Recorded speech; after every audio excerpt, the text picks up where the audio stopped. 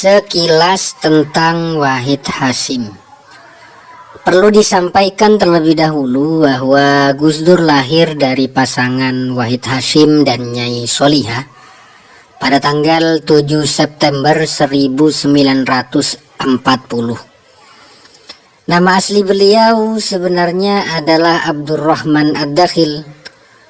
Oleh karena ayah beliau Wahid Hasyim sangat gembira dan menginginkan anaknya kelak selayat Ad-Dakhil, yaitu seorang pahlawan pada masa dinasti Umayyah. Arti Ad-Dakhil sendiri adalah sang penakluk. Ad-Dakhil pula yang membawa Islam ke negeri Spanyol dan membuat peradaban di sana selama berabad-abad. Setelah kelahiran Gus Dur, Wahid Hasyim dan Nyai Solihah selama 3 tahun berturut-turut berikutnya dikaruniai anak lagi, yaitu Aisyah, Salahuddin, dan Umar. Jadi tahun 1940 sampai 1943 Nyai Solihah melahirkan Gus Dur dan adik-adiknya. Lalu siapa sih Wahid Hasyim dan Nyai Solihah sehingga melahirkan tokoh hebat seperti Gus Dur ini? Wahid Hasyim adalah putra Kiai Hasyim Asy'ari yang kelima dari 10 bersaudara. Wahid Hasyim juga anak laki-laki pertama dari Kiai Hasyim Asy'ari. Beliau Wahid Hasyim dilahirkan di Tebu Ireng, Jombang pada bulan Juni 1914. Menurut cerita di dalam buku ini yang ditulis oleh Greg Barton, saat Nyai Halimah ini mengandung Wahid Hasyim, beliau sedang sakit keras sampai suatu waktu ia bernazar. Nazar itu apa ya? Nazar itu semacam orang yang berjanji kepada Tuhan atas maksud tertentu. Nyai Halimah pada saat itu bernazar bahwa jika beliau sehat dan melahirkan Wahid Hasyim ini dengan selamat, maka beliau akan membawa anak laki-laki pertamanya tersebut ke Kiai Khalil Bangkalan, guru dari suaminya. Lalu nazar itu benar-benar dilaksanakan dan Wahid Hasyim pun besar. Banyak orang mengenal beliau Wahid Hasyim ini sebagai kiai nasional dan tokoh pergerakan nasional. Pendidikan beliau Wahid Hasyim ditempuh di pesantren ayahnya secara langsung hingga pada usia 7 tahun beliau Wahid Hasyim sudah bisa membaca Al-Quran dengan fasih. Pada usia 12 tahun beliau dinyatakan lulus sekolah madrasah dan sudah membantu ayahnya mengajar di pesantren.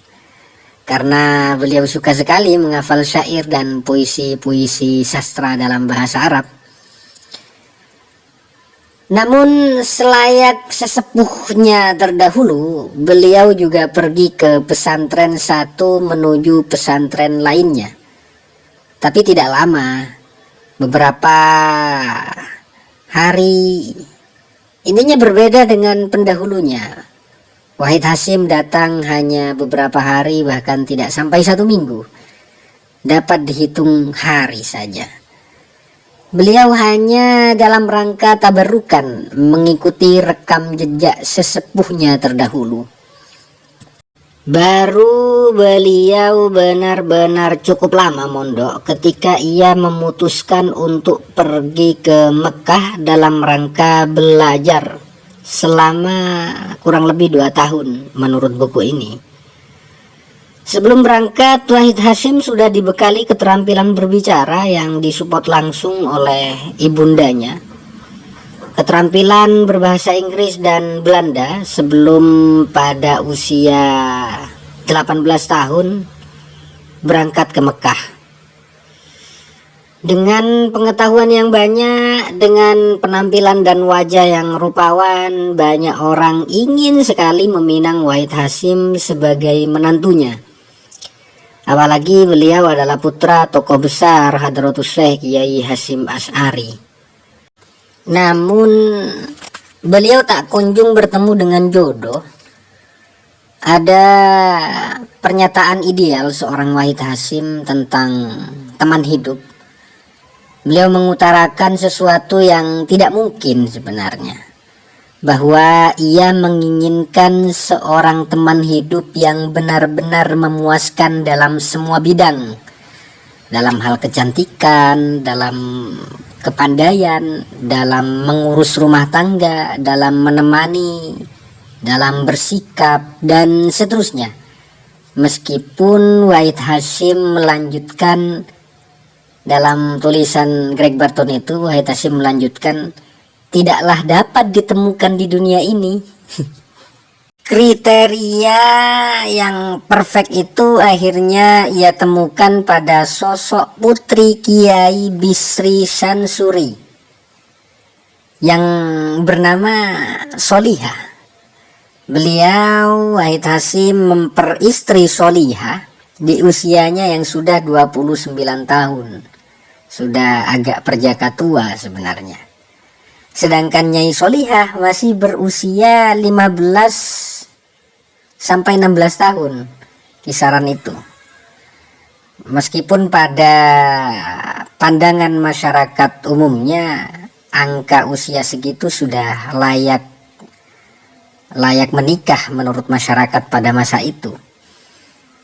Kisah cinta mereka berawal saat Wahid Hasyim menghadiri satu perkawinan saudaranya.